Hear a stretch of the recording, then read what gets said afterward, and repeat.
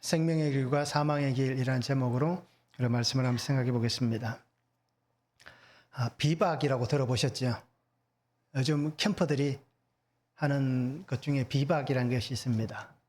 아마 남자분들 군에 갔다 오신 분들은 한 번쯤은 다 경험해 보셨을 겁니다.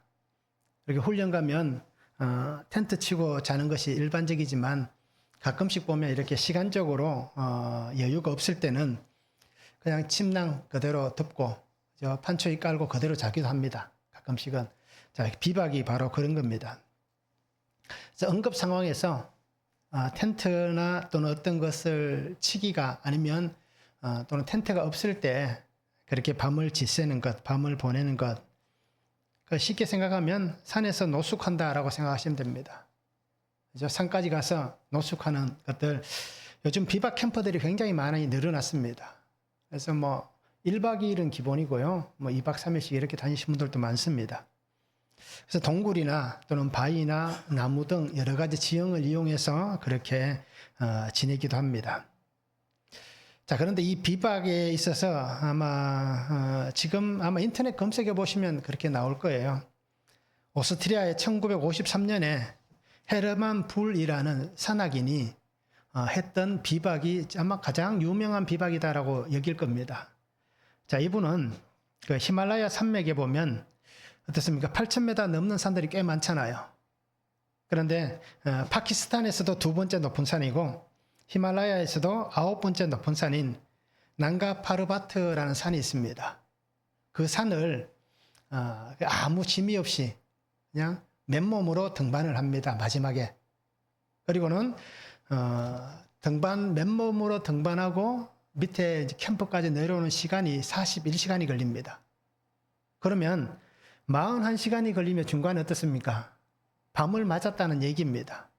그래서 이분이 그 산을 내려오다가 이제 해가 지기 시작하는 겁니다. 한번 보여줘 보세요. 사진을, 그림을. 피켈이라는 게 있습니다. 이게 산악인들이 이제 등산할 때 쓰는 건데요. 얼음이나 눈에서 사용하는 겁니다. 앞에 꽃갱이까지 생겼고, 그래서 요걸 가지고 비박을 했습니다. 8,000m 그러한 산 어떤 정상이나 마찬가지잖아요. 그 8,000m 되는 지점에서 밤이 되니까 도저히 내려갈 수가 없는 겁니다.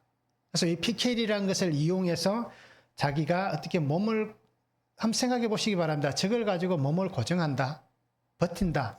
결코 쉽지 않잖아요. 근데 왜 저걸 사용하느냐? 저거라도 있어야 되는 겁니다. 저게 자신의 생명을 지켜줄 만한 도구이기 때문입니다. 자, 그런데 이분이 41시간 만에 맨몸 등반하고 캠프까지 내려왔을 때 밤에 비박을 하고 나서 발가락 2개를 잃었습니다. 그 추운 산에서 어쩔 수 없는 비박을 하고 그리고는 동상으로 인해서 발가락 2개가 절단이 됩니다. 자, 자신의 생명을 지켜주는 어떻게 보면 도구입니다. 저걸 붙잡고 밤새도록 그 추위와 싸운 겁니다. 자, 우리가 한번 생각해 보시기 바랍니다.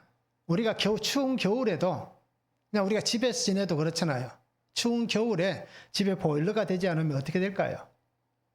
굉장히 난감한 하룻밤을 보내게 됩니다. 근데 그 추운 산에서 잠들면 그냥 저체온증으로 사망을 하는 겁니다. 그래서 저것을 붙잡고 그 긴 밤을 그렇게 지새운 겁니다. 깨어 있어야만, 내가 붙잡고 있어야만 살 수 있는 것이 바로 저 사람의 형편이었습니다.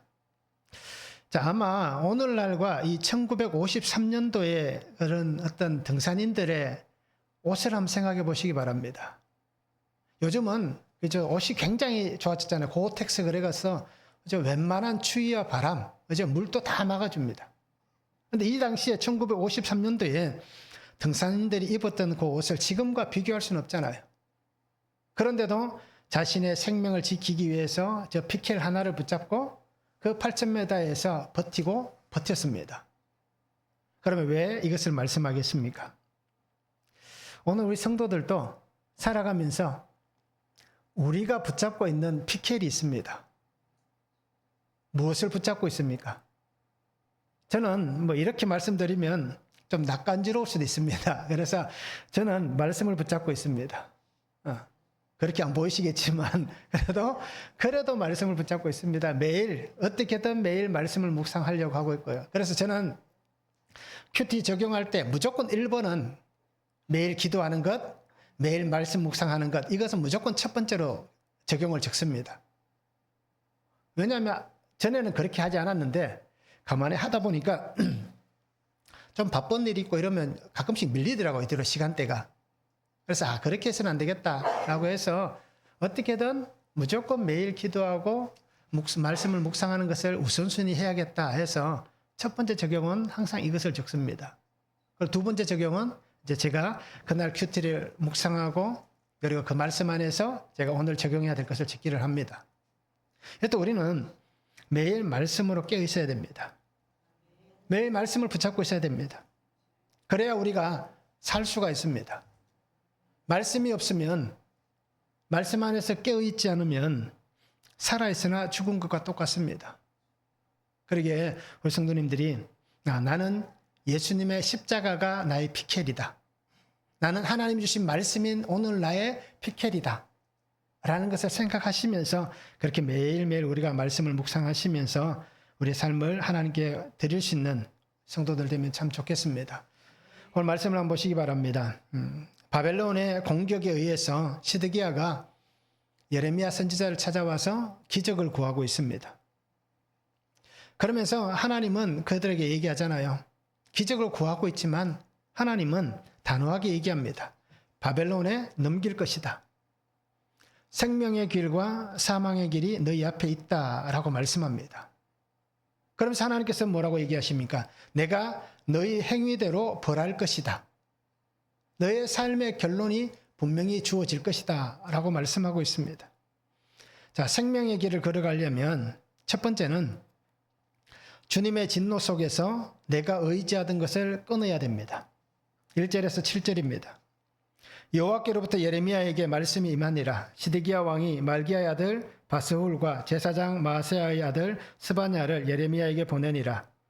바벨론의 느부갓네살 왕이 우리를 치니 청컨대 너는 우리를 위하여 여호와께 간구하라. 여호와께서 혹시 그의 모든 기적으로 우리를 도와 행하시면 그가 우리를 떠나리라. 예레미야가 그들에게 대답하되 너희는 시드기야에게 이같이 말하라.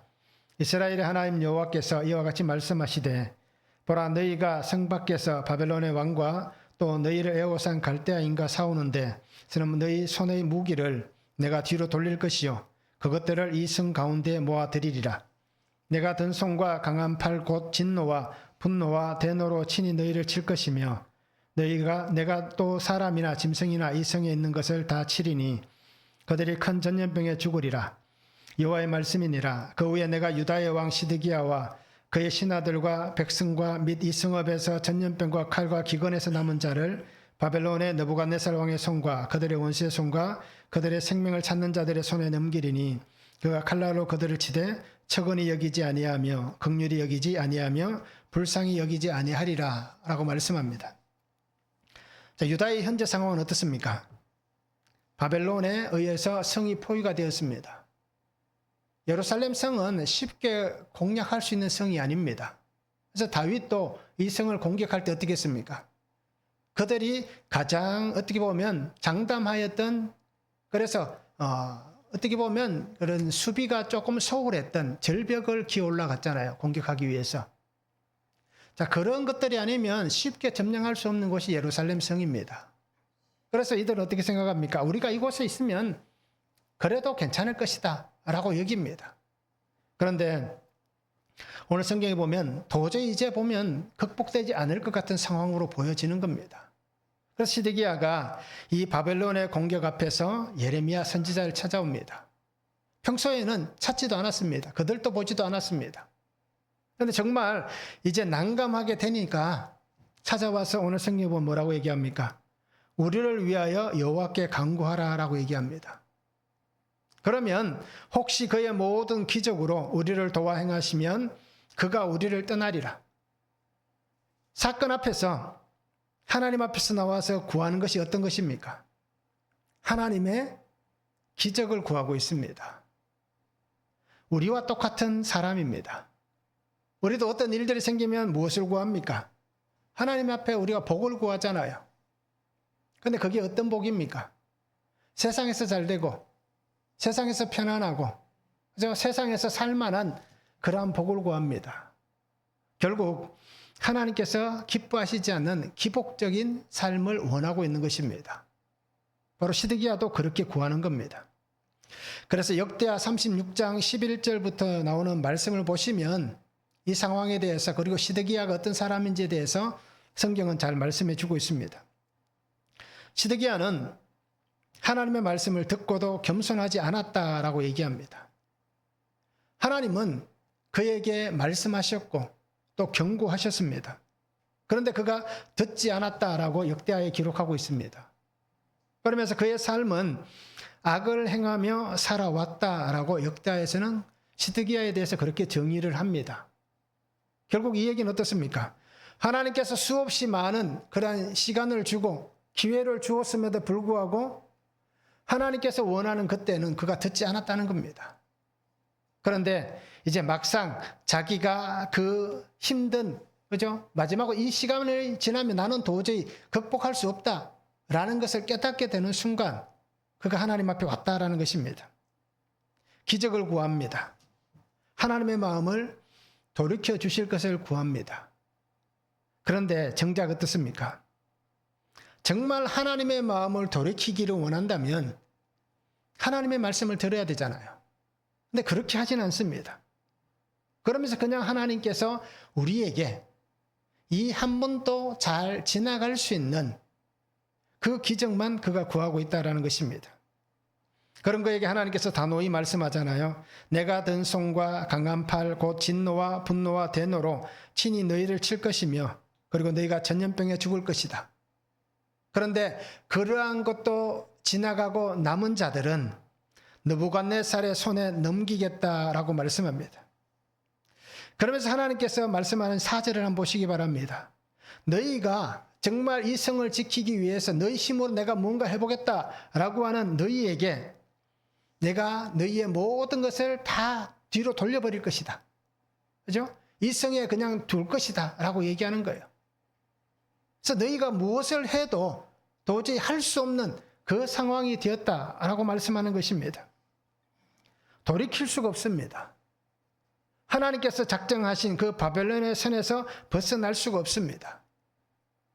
하나님께서 말씀하지 않습니까? 큰 전염병, 칼과 기근, 혹시 그것에서 살아남을 수도 있다. 하나님의 심판에서 살아남을 수도 있지만 그러나 하나님이 정하여 둔 그 마지막 심판까지는 벗어날 수 없을 것이다. 너희를 바벨론의 손에 넘길 것이다 라고 말씀하는 것입니다. 우리의 삶도 마찬가지입니다. 하나님 앞에서 우리가 말씀을 듣고 들려진 말씀 안에서 우리의 삶에 진정한 회개가 있어야 됩니다. 말씀드렸듯이 회개는 후회하는 것이 아닙니다. 사람들은 누구나 다 후회합니다. 내가 지나온 시간들을 후회합니다. 그런데 그 후회가 회개가 되지는 않는 것입니다. 내가 후회한다고 해서 그것이 정말 나의 진정한 회개다라고 착각하시면 안 되는 겁니다. 그리고 오늘 우리 성도님들이 하나님 말씀 앞에서 돌이키고 또 여전히 하나님께서 내게 일어난 모든 일들 속에서 나를 건지실 그 은혜를 바라본다면 우리의 삶 속에서 진실을 떼고 정직한 하나님 앞에서 회개할 수 있는 그런 성도가 되면 좋겠습니다. 하나님은 우리의 문제를 해결해 주지 않을 수도 있습니다. 그렇잖아요. 평생을 하나님 앞에 우리가 믿음으로 살아도 하나님께서 우리의 문제를 해결해 주지 않을 수도 있습니다. 바울도 그렇게 기도했잖아요. 그런데 하나님께서 뭐라고 얘기합니까? 내 은혜가 내게 족하다라고 얘기합니다. 내가 3번이나 나의 이 몸에 있는 어떤 그러한 질병, 그죠? 약점, 이것을 하나님 앞에 구해서 하나님께서 치료해 주기를 원했지만 그런데 하나님은 아니다라고 말씀하셨다는 겁니다. 그리고 오늘 우리도 마찬가지입니다. 우리가 살아가는 이 삶에 문제가 해결되지 않을 수도 있는 거예요. 그럼에도 오늘 우리는 어떻게 해야 됩니까? 하나님의 말씀을 붙잡고 그 말씀을 듣고 살아가는 삶이 되어야 하는 것입니다. 오늘 성경은 분명히 얘기합니다. 하나님께서 진노하신다. 하나님께서 심판하신다. 하나님께서 우리에게 사망의 그늘 속에 있게 하신다. 라고 말씀합니다. 그럼에도 남유다 백성들은 깨닫지 못합니다. 이렇듯 오늘 우리도 하나님께서 우리에게 주신 말씀이 들리지 않으면 우리가 깨닫지 못하고 살아가는 것입니다. 해결되지 않는 그 환경만을 바라보며 억울해하고 애통해하고 그냥 원망만 우리의 삶에 남아있을 뿐입니다. 그리고 우리 성도님들이 우리의 삶의 자리와 신앙의 자리에서 내가 생명의 길을 걸어가야 할 이유를 분명히 깨달을 수 있기를 원합니다. 그것을 깨달아야만 우리가 살아갈 수가 있는 겁니다. 이것을 깨닫기 위해서 우리는 무엇을 보고 있습니까? 정말 하나님께서 내게 보여주시는 근원적인 것을 보고 있습니까? 아니면 그냥 눈에 보이는 현상만 보고 있습니까? 대부분은 그냥 눈에 보이는 현상만을 봅니다. 왜 하나님께서 이 일들을 통해서 정말 내게 정말 하나님이 무엇을 말씀하시는지 깨달아지지 않으면 그냥 눈에 보이는 것만 보고 일이 일비한다라고 얘기하잖아요. 그렇게 우리는 살아갈 수밖에 없습니다. 예수님께서 말씀하셨습니다. 능히 하지 못할 일이 무엇이냐라고 말씀하셨잖아요. 내가 믿는 자에게 말씀하시면서 내가 능히 하지 못할 일이 없다라고 말씀하셨는데 우리는 뭐라고 얘기합니까? 하실 수 있거든 이라고 얘기합니다. 주님 앞에 나와서 얘기하잖아요. 주님 할 수 있거든 이라고 강구하잖아요. 그런데 예수님께서 말씀하셨습니다. 믿는 자에게는 능히 하지 못할 일이 없다 라고 말씀하셨는데 예수님의 말씀과 나와서 그에게 구하는 자의 말이 다르잖아요. 할 수 있거든이라고 구하고 믿는 자에게는 능히 하지 못할 일이 없다라고 말씀하시는데 예수님의 말씀과 우리는 상관없이 우리는 구하는 자의 입장에서 늘 그렇게 얘기합니다. 무엇을 하실 수 있거든. 그죠? 그렇게 늘 구하고 있습니다.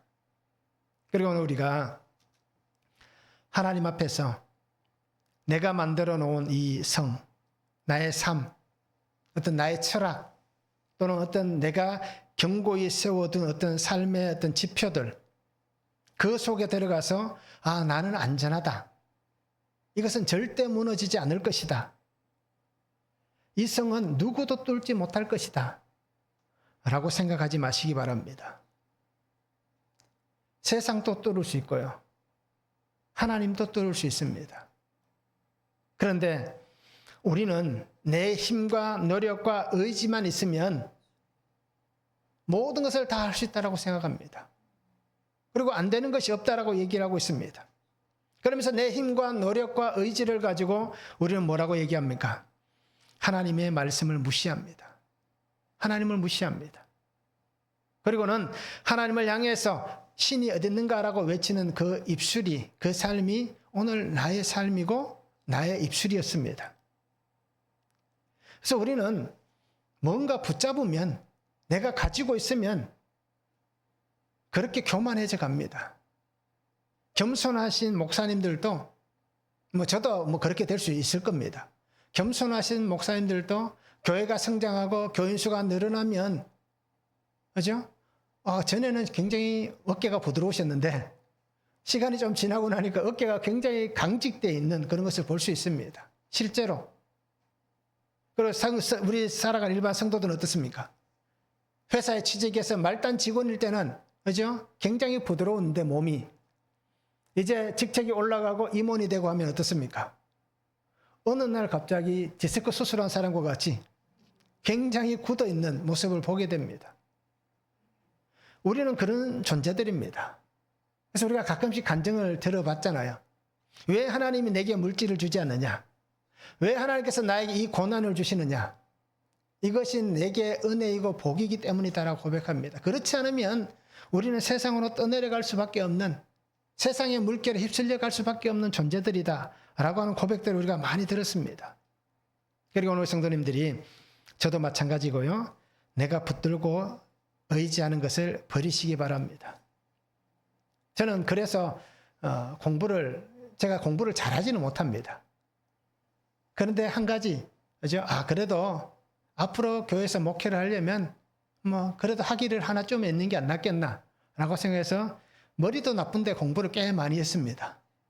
그런데 그게 지나고 보니까요. 지금 이제 큐티를 하면서 보니까 세상에서 내가 인정받고 높은 곳에 서려고 하는 건 중독, 죄였던 겁니다. 그 스펙에 조금 더 뭔가를 기록하기 위한 어떤 그런 삶을 살았던 겁니다. 그래서 저는 이제 그런 거 신경 안 쓰기로 했습니다. 다 공부하시잖아요. 다들 그렇게 살아갑니다. 근데 뭐 저한테 그 특별하게 되겠습니까? 우리가 의지하고 붙잡고 있는 것들 우리는 버려야 됩니다. 나를 도와주고 나를 구해줄 수 있는 분은 하나님밖에 없습니다. 그 하나님 외에 내가 다른 것을 붙잡고 있다면 버리시기 바랍니다. 전 노년의 성도들이 가장 많이 붙잡고 있는 게 뭡니까? 건강이잖아요. 약봉지잖아요. 근데 버리란 얘기는 아니에요. 먹어야 됩니다. 안 먹으면 안 되니까. 근데 그것에 마음이 가는, 그죠? 약을 먹는 것과 그 약을 신봉하는 것은 다른 겁니다. 근데 나이가 들어가면 질환이 생기면, 그죠? 약이 신이 되는 겁니다. 그것을 버리란 얘기입니다. 약을 버리란 얘기가 아니라 약을 대하는 마음 자세를 바꾸시기 바랍니다. 그래서 우리가 하나님만 붙잡고 하나님만 의지하시기 바랍니다. 시드기야는 이때 당시에 애굽을 붙잡고 있습니다. 그래서 우리가 알듯이 시드기야는 나중에 도망을 가잖아요. 그러다가 잡혀서 죽습니다. 어디로 도망가려고 했습니까? 애굽으로 도망가려고 했습니다. 그래서 나중에 그 애굽으로 도망가는 무리가 이 예레미야도 데려가잖아요. 그래서 우리는 잡고 있는 것을 버려야 됩니다. 여전히 내가 놓지 못하는 것, 이것만은 절대 안 된다라고 얘기하는 것, 그것이 우선순위가 되는 겁니다. 우선순위로 끊어내야 되는 겁니다. 다른 것보다도 내가 가장, 우리는 그렇게 했지 않습니까? 예전에 당신에게 있어서 가장 소중한 그런 재산 목록 1번은 뭡니까? 라고 했던 그걸 먼저 버려야 되는 겁니다. 그리고 오늘 우리는 주님의 말씀을 잘 보시기 바랍니다. 주님의 손을 붙잡아야만 우리가 살 수 있습니다. 마태복음 14장에 보면 베드로가 예수님이 물 위로 걸어오시는 그 상황에 물 위로 뛰어들잖아요. 그러다 어떤 일이 벌어집니까? 주위에서 일어나는 풍랑을 보고 바람 소리를 듣고 주위에 눈을 두다 보니까 두려움이 생겨서 물에 빠져들어갑니다. 그런데 예수님께서 하신 말씀이 뭡니까? 믿음이 작은 자여 왜 의심하였느냐? 그러면서 그 손을 잡아 당겨주잖아요. 예수님의 손을 잡지 않으면 그냥 죽는 인생입니다. 그리고 오늘 성도님들이 예수님의 손을 붙잡고, 그죠? 하나님께서 내게 진노하신다 하더라도 내가 살고 싶다면, 내가 살기를 원한다면 주님의 손을 붙잡고 내가 붙잡고 있는 다른 것은 다 버릴 수 있는 그런 삶이 되면 참 좋겠습니다. 한번 적용해 보시기 바랍니다. 나의 세상 가치관을 끊어내시려고 주님께서 진노와 분노와 대노로 나를 치신 사건은 무엇입니까? 하나님께서 어떤 사건으로 나를 치셨습니까? 한번 적용해 보시기 바랍니다. 내가 보고 있는 것은 근원적인 것입니까? 아니면 현상적인 것입니까? 한번 적용해 보시면 좋겠습니다. 생명의 길을 가려면 두 번째는 애워싸인 환경에서 주시는 말씀에 순종해야 됩니다. 8절에서 10절입니다. 여호와께서 말씀하시기를 보라 내가 너희 앞에 생명의 길과 사망의 길을 두었노라. 너는 이 백성에게 전하라. 이 성읍에 사는 자는 칼과 기근과 전염병에 죽으려니와 너희를 애워싼 갈대아인에게 나가서 항복하는 자는 살 것이나 그의 목숨은 전리품같이 되리라. 여호와의 말씀이니라. 내가 나의 얼굴을 이 성읍으로 향함은 복을 내리기 위함이 아니요 화를 내리기 위함이라. 이 성읍이 바벨론 왕의 손에 넘김이 될 것이요 그는 그것을 불사르리라 라고 말씀합니다. 자, 하나님께서는 너희 앞에 생명의 길과 사망의 길을 두었다라고 말씀합니다. 끝까지 대항하는 자는 칼에 죽을 것이고 기근과 전염병에 죽을 것이다 라고 말씀합니다. 그런데 반대로 항복하는 자는 살 것이다. 그런데 그의 목숨은 전리품같이 된다라고 말씀합니다. 하나님께서 내 얼굴을 이 성읍으로 향한 것은 복을 위한 것이 아니라 화를 내리기 위함이다 라고 말씀합니다. 자, 오늘 이 상황에서 하나님은 생명의 길, 사망의 길 너희 앞에 있다라고 얘기합니다. 그래서 똑같이 하나님께서 한 번 더 말씀하셨던 곳이 있습니다. 광야에서 가나안을 앞에 둔 백성에게 말씀하실 때에 똑같은 말씀을 하셨습니다. 신명기 30장 15절에서 18절에 보면 보라 내가 오늘 생명과 복과 사망과 화를 내 앞에 두었나니 곧 내가 오늘 내게 명령하여 내 하나님 여호와를 사랑하고 그 모든 길로 행하며 그의 명령과 규례와 법도를 지키라는 것이라. 그리하면 내가 생존하며 번성할 것이요 또 내 하나님 여호와께서 내가 가서 차지할 땅에서 내게 복을 주실 것임이니라. 그러나 내가 만일 마음을 돌이켜 듣지 아니하고 유혹을 받아 다른 신들에게 절하고 그를 섬기면 내가 오늘 너희에게 선언하노니 너희가 반드시 망할 것이라. 너희가 요단을 건너가서 차지할 땅에서 너희의 날이 길지 못할 것이니라 말씀합니다.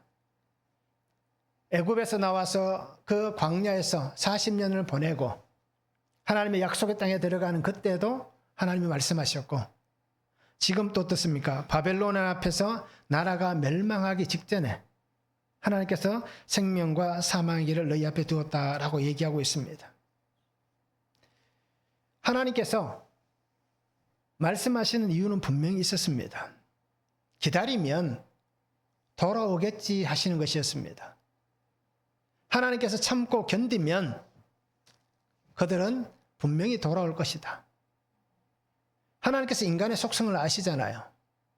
그럼에도 하나님께서 기다려 주신 겁니다. 인내해 주신 겁니다. 그 시간이 굉장히 오래 흘러갔습니다. 그런데 이제 더 이상은 기다릴 수 없다는 겁니다. 그런데 여기에서 우리가 오늘 아침 우리가 큐티 제목을 아시잖아요. 하나님께서 뭐라고 얘기하십니까? 의로운 한 가지를 너희에게 두겠다라고 약속하셨잖아요. 오늘 큐티에, 주일 큐티에 나옵니다. 하나님께서 분명히 하시는 약속입니다. 이 시간이 너희에게 있어야 될 이유가 분명히 있다는 겁니다. 이제 내가 더 이상은 참지 않겠다. 더 이상의 긍휼은 없다라고 말씀합니다. 그러면서도 하나님께서 끝까지 원하시는 것은 듣고 순종하는 것. 하나님의 말씀을 듣고 그 말씀대로 순종하며 사는 것. 이것을 하나님이 원하시는 겁니다. 그래서 너희가 하나님께서 말씀하신 것, 바벨론의 포로로 잡혀간다면 그곳에서 너희가 견디고 살아내라는 겁니다. 그 시간이 되면 약속대로 내가 다시 돌아오게 하겠다라고 말씀하고 있는 것입니다. 그래서 오늘 성경에서 분명히 말씀하는 것, 붙들어야 살 수 있는 것이 있는데 그것을 무엇을 붙잡아야 되느냐? 하나님 붙잡아야 되는 겁니다. 오늘 우리에게도 동일하게 말씀하십니다. 너가 붙들어야만 살 수 있는 것이 있다. 무엇을 붙잡아야겠느냐? 예수 그리스도만 붙잡아야 되는 겁니다. 예수님 안에 오늘 우리의 생명이 있습니다. 예수님 밖에 사망이 있는 것입니다. 그리고 오늘 우리는 나의 삶의 환경에서 말씀하시는 이 하나님의 생명의 말씀을 붙잡고 나의 순간의 선택이 영원을 결정한다라는 것을 우리가 잊지 않았으면 좋겠습니다. 내가 지금 행하고 있는 삶의 모습, 이 행위를 통해서 앞으로 나의 삶의 길이 결정되고 내가 지금 살아가는 이 삶의 모습대로 하나님은 나에게 심판하실 것입니다. 내가 태어나서 죽을 때까지 모든 삶이 하나님 앞에 있어서 하나님은 그 삶을 보시는 겁니다. 그런데 우리는 어떻습니까? 지금까지 살아온 삶의 결론, 지금 내가 살고 있는 현재의 모습이고 지금 내가 살아가는 삶의 결론이 앞으로 내게 닥칠 나의 삶의 모습이 되는 겁니다. 그러니까 우리는 하나님의 말씀을 붙잡아야 되는 겁니다. 때로는 우리 생각으로 다 이해할 수 없을 수도 있습니다. 그렇잖아요. 우리 같이 작은 그릇에 이 컵을 생각한다면 내가 이만한 컵이다. 굉장히 큰 겁니다. 그렇죠? 실제 우리 이거보다 작잖아요. 근데 이 큰 컵에 우주를 담는다라고 한번 생각해 보시기 바랍니다. 담을 수 있습니까? 이 우주를 이 컵에 담을 수는 없습니다. 담겨지지가 않는 겁니다. 그러니까 요 속에 들어온 것만 이해가 되는 거예요. 그러니까 내가 배운 어떤 지식들, 내가 살아온 삶의 환경들, 그 안에서만 내가 이해할 수 있고 받아들일 수 있는 겁니다. 그런데 성경은 뭐라고 얘기합니까? 내 생각으로 이해할 수 없다 하더라도 저 크신 하나님을 우리는 받아들여야 되는 겁니다. 그 은혜 안에 살아갈 수 있는 삶이 되기를 원합니다. 그래서 오늘 하나님께서 말씀하는 게 뭡니까? 생명의 길을 가려면 살기를 원한다면 애호사인 이 환경에서 그 말씀에 순종해야 되는데, 그 말씀은 예레미야를 통해 주신 말씀 뭡니까? 너희가 살고 싶다면 항복해라는 겁니다. 항복하면 너희가 어떻게 된다고 말씀합니까? 전리품같이 될 것이다. 전쟁 포로는 어떻습니까? 우리가 한 번도 경험이 없으니까 모르잖아요.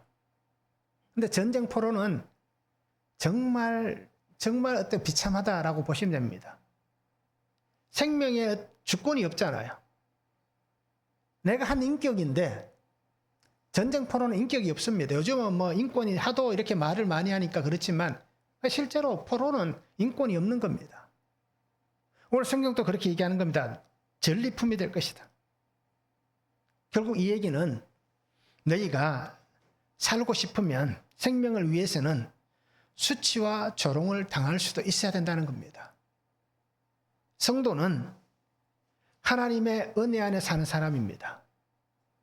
그러면 우리가 하나님의 은혜 안에 사는 사람으로서 하나님에게 수치와 조롱을 당할 수도 있어야 되고, 나의 믿음을 지키기 위해서는 세상에서 내가 살아가는 삶의 자리, 뭐 직장이나 가정이나 이웃에게나 어떤 자리에서든지 수치를 당하고 조롱을 당할 수도 있다는 겁니다.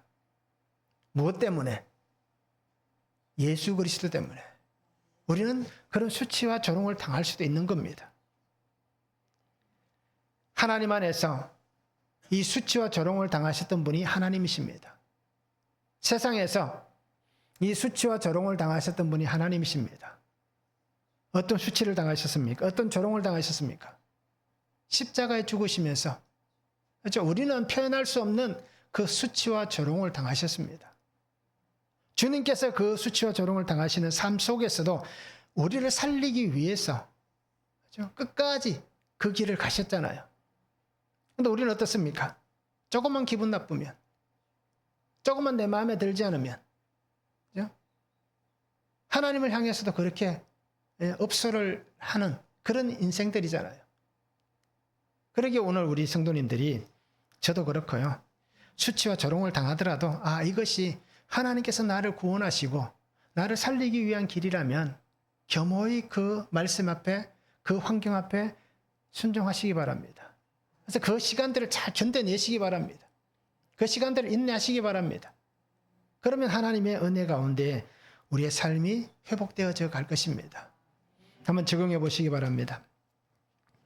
애호사인 환경에서 말씀에 순종합니까? 아니면 여전히 핑계를 대고 있습니까? 한번 적용해 보시기 바랍니다. 수치와 조롱을 당하는 환경에서도 말씀에 순종할 수 있습니까? 한번 적용해 보시기 바랍니다. 직장에서 동료가 나를 욕하는데, 그죠? 예수 믿는 나를 신앙과 또 삶과 다 복합해서 나를 욕하고 조롱할 때 정말 그런 상황에서도 내가 말씀에 순종할 수 있는가? 한번 적용해 보시면 좋겠습니다. 자, 세 번째는 자신의 행한 대로의 결론이 주어질 것입니다. 11절에서 14절입니다. 여도왕의 집에 대한 여호와의 말을 들으라. 여호와께서 이와 같이 말씀하시니라. 다윗의 집이여, 너는 아침마다 정의롭게 판결하여 탈취당한 자를 압박자의 손에서 건지라. 그리하지 아니하면 너희 악행 때문에 내 분노가 불같이 일어나서 사르리니 능히 끌 자가 없으리라. 여호와의 말씀이니라. 골짜기와 평원 바위의 주민아, 보라. 너희가 말하기를 누가 내려와서 우리를 치리요, 누가 우리의 겉에 들어오리요 하거니와 나는 내 대적이라. 내가 너희 행위대로 너희를 벌할 것이요, 내가 또 수풀에 불을 놓아 그 모든 주위를 사르리라 말씀합니다. 자, 하나님은 지금 이 유다의 환경을 얘기하는 겁니다. 시대적 상황을 얘기합니다. 정의롭게 판결하여 탈취당한 자를 압박자의 손에서 건져내라라고 말씀하시는데, 이들은 어떻습니까? 우리가 말씀을 지금까지 보았듯이 그냥 거짓을 예언하고 속이고 정의롭지 못하고, 자기 욕심대로 그렇게 살아가는 세상이 어떻게 보면 무법천지가 되어져가는 그러한 상황입니다. 하나님은 항상 약자를 돌아보라고 하셨습니다. 그것이 하나님의 명령이었고 말씀이었습니다. 그런데 지금 유다의 상황은 어떻습니까? 그런 하나님의 말씀이 사라졌고 하나님 정의가 공의가 무너졌습니다. 사회적 정의도 무너졌습니다. 신명기 24장 19절도 그렇고요. 스가랴 7장 9절에서 10절에도 보면 분명히 말씀합니다. 하나님은 이렇게 얘기했습니다. 밭에서 곡식을 벨 때에 그 남은 것을 어떻게 하라고 얘기합니까? 그냥 두라고 얘기하잖아요. 떨어진 것을 두라고 얘기합니다. 그리고 어떤 그 밭에서 곡식을 보면서 이쪽 한쪽 귀통이 어느 분량이든지 한쪽은 남겨두라라고 얘기합니다. 그것을 고아라든지 나그네라든지 과부라든지 사회 약자들이 그것을 가지고 생계를 유지하게 해라라고 말씀합니다. 그 재판하는 것도 마찬가지입니다. 인애와 긍휼을 베풀라고 얘기했습니다. 그런데 어떻게 합니까? 고아와 과부와 나그네를 압제하지 말고 해하지 말라고 얘기했는데도 불구하고 오히려 그들의 것을 더 빼앗아갑니다. 그래서 성경에 그런 표현까지 있습니다. 입에 든 것을 빼내간다라는 표현이 있습니다. 그만큼 세상이 악독하였다라고 얘기하는 겁니다. 자, 영적으로 세상이 무너졌습니다. 육적으로 세상이 무너졌습니다. 하나님의 말씀과 규례가 무너진 나라고 무너진 백성입니다. 자신들의 탐욕을 위해서라면 절대로 포기하지 않았습니다. 내가 이익을 얻는 것이라면 어떻게든 빼앗아야 되는 겁니다. 그래서 악한 일들을 자행하면서 그들을 향해서 이것은 내가 당연히 가져가야 될 행위다, 몫이다 라고 정당성을 얘기하는 겁니다. 오늘 우리도 마찬가지잖아요. 우리는 그렇게 생각합니다. 큰 것에 대해서는 우리가 뭔가를 가져가면 그죠? 도둑이 될 수 있잖아요. 그런데 사소한 것은 어떻습니까? 사소한 것에 대해서 그렇게 얘기하지는 않잖아요. 그럴 수도 있지라고 얘기합니다. 그런데 우리가 속담이 뭐라고 얘기합니까? 바늘도둑이 소도둑 된다라고 얘기하잖아요. 세상은 정의를 얘기합니다. 공의를 얘기해요. 사회적 정의를 얘기해요. 근데 우리가 제가 이런 말씀을 곰곰이 생각하다 안 했으면 좋겠다라는 마음이 있었지만 우리나라 축구 보면 아시잖아요. 축구협회가 그렇게 정의, 공의를 얘기하고 그죠? 그런 것을 얘기하면서 감독을 선출하는데 자기들 마음대로 법에도 없는 그렇게 얘기하면서 정의롭다라고 우리는 문제가 없다라고 얘기하는 겁니다. 자, 이런 시대를 살아가는 우리입니다. 그 사람들만 그럴까요? 우리도 그렇잖아요. 나에게 이익이 걸리면 내가 뭔가를 가져가야 될 내 몫이 있다면 우리도 그럴 수 있습니다. 목사인 저도 그럴 수 있고요. 성도님들도 그럴 수가 있는 겁니다. 왜요? 내가 가져가야 될 이익이 손해보면 안 되기 때문에. 내가 가야 될 그 자리가 내 자리가 돼야 되기 때문에. 그러면서 우리는 어떻게 얘기합니까? 자녀들에게, 사람들에게. 그래도 정의롭게 살아야지. 진실되고 정직하게 살아야지. 공의롭게 살아야지. 우리는 이렇게 이중적인 삶을 살아갑니다. 자기에게 있어서는 한없이 너그럽고 타인에게서는 한없이 악하게, 그죠? 그렇게 살아가고 있는 것입니다. 자, 하나님은 오늘 그런 사람들에게 분명히 얘기하잖아요.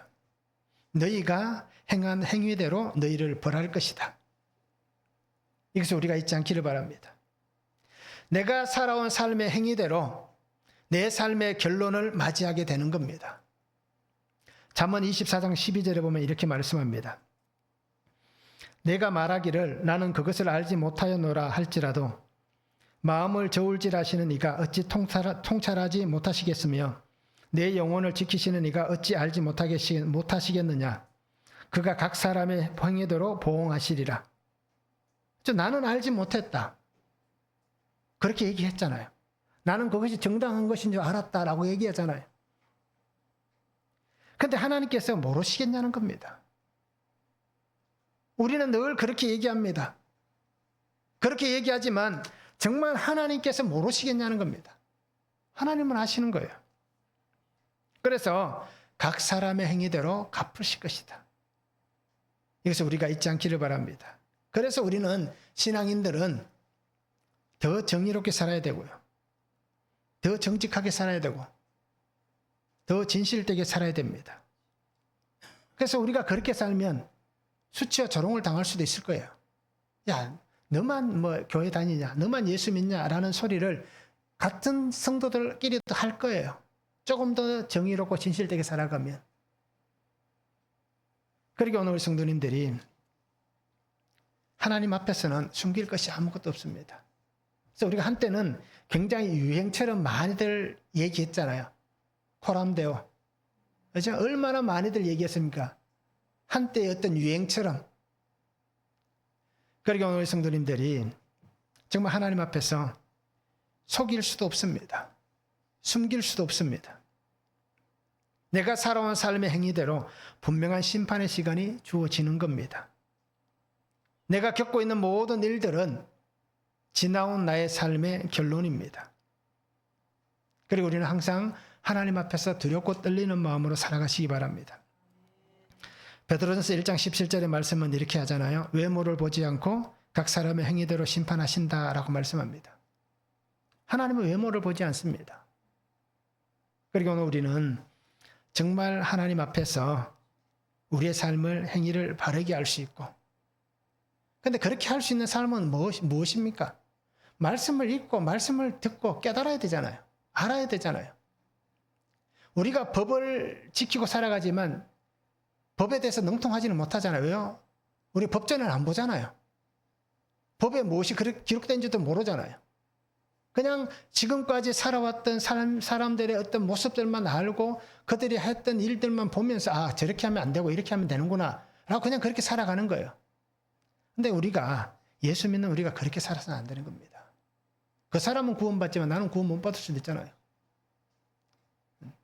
그리고 우리는 정말 말씀대로, 그렇죠? 내가 말씀을 묵상하고 그 말씀을 깨닫고 그리고 십자가 구속의 말씀이 들려지는 그 은혜 안에서 나의 삶을 해석하며 그렇게 살았으면 좋겠습니다. 한번 적용해 보시기 바랍니다. 내가 사람을 돕는 것은 그 사람이 불행해서입니까? 그 사람을 사랑해서입니까? 누군가를 도와주는데 불쌍해서 도와줍니까? 사랑해서 도와줍니까? 한번 적용해 보시기 바랍니다. 내 삶의 행위들의 결론은 무엇입니까? 내가 살아온 삶의 결론은 무엇입니까? 한번 적용해 보시면 좋겠습니다. 생명의 길과 사망의 길은 우리 앞에 있습니다. 그런데 생명의 길로 가시기 바랍니다. 그 길이 좁고 협착한 길입니다. 저는 이 생명의 길로 가겠습니다. 우리 성도님들이 어떻게 하실지는 저는 책임지지 않겠습니다. 생명의 길로 가실지 사망의 길로 가실지 알아서들 하시기 바랍니다. 무책임하지요, 그죠? 이렇게 얘기하면. 근데 우리 모두가 생명의 길을 가셔야 됩니다. 제가 말씀드린 것 중에서, 제가 항상 말씀을 드리는 것 중에서, 어떻게 보면 가장 비참한 성도가 어떤 성도입니까? 평생을 예수 믿고 살았는데, 그죠? 천국 가야 되는데, 죽고 나서 하나님 앞에, 심판대 앞에 섰는데, 평생을 예수 믿었는데 나 너 모르겠는데 라고 말씀하시면 정말 그만큼 불쌍한 사람이 없습니다. 차라리 예수 안 믿고 세상에서 흥청망청 많고 살면 억울하지는 않겠죠. 그런데 예수 믿는다고 절제하고, 그죠? 다른 사람들보다 더 어떻게 보면 힘들게 살았는데, 근데 나중에 난 너 도저히 모르겠다라고 얘기하시면 그냥 우리가 성경에 기록돼 주여 주여 하는 자들이라 하잖아요. 그런 소리를 듣는 게 어떻게 보면 제일 비참할 거예요. 그래서 그렇게 되지 않으려면 우리가 생명의 길을 걸어가시기 바랍니다. 십자가의 길을, 말씀의 길을 우리가 걸어갈 수 있기를 원합니다. 그런데 우리가 분명히 기억하실 것은 주의 은혜 안에는 구원을 받았습니다. 믿음 안에 내가 믿는 그 순간, 주님을 나의 주님으로 고백하는 그 순간 나는 구원을 받은 존재입니다. 구원을 받은 존재가 살아가는 삶을 깨끗하게 살아가는 삶의 방법들이 지금 우리가 말씀을 묵상하고 기도하고 하나님을 섬기고 이웃을 섬기는 것이 구원받은 내가 깨끗하게 살아가는 삶의 환경인 겁니다. 그리고 우리가 이 말씀을 잃지 않았으면 좋겠습니다. 그래서 온전히 주님만 의지할 수 있기를 원합니다. 주님만 바라볼 수 있기를 원합니다. 그 주님 안에서 우리가 믿음으로 살아서 하나님께서 내게 주시는 이 귀한 생명을 누릴 수 있는 그런 복된 삶이 될 수 있기를 주님의 이름으로 축원합니다. 사랑의 아버지 하나님, 오늘 우리의 삶 속에 찾아와 주시고 역사하여 주셔서 우리가 걸어가는 모든 길이 생명의 길이 되게 하여 주시옵소서. 너희 앞에 생명과 사망의 길이 있다라고 말씀합니다. 그래도 우리가 걸어가야 될 길은 생명의 길입니다. 그 길을 걸어가면서 때로는 수치와 조롱을 당할 수도 있다 할지라도 부끄러워하지 아니하고 오히려 더 하나님 나의 삶을 드러내어서 정말 하나님께서 이런 나에게 이 놀라운 생명의 은혜를 주셨다라고 선포할 수 있는 그러한 믿음의 삶을 살아가게 하여 주시옵소서. 그래서 이후에 하나님 앞에서 부끄럽지 않게 하시고 하나님 나를 기억하시고 나를 인정하시고 나를 높이시는 복된 믿음의 삶이 되도록 아버지 하나님 축복하여 주시옵소서. 감사를 드리며 예수님의 이름으로 기도하옵나이다. 아멘.